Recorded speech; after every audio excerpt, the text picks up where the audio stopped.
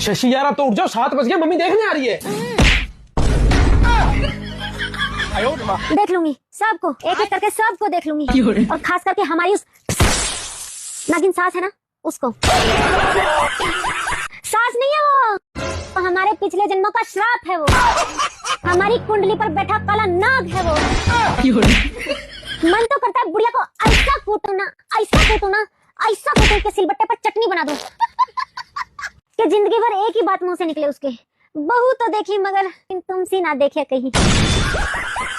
ऐसा सबक सिखाऊंगी ना बुढ़िया को, ऐसा सबक सिखाऊंगी ना कि जिंदगी भर तक याद रखेगी। हाय, तब जाके सुकून मिलेगा मुझे। No no no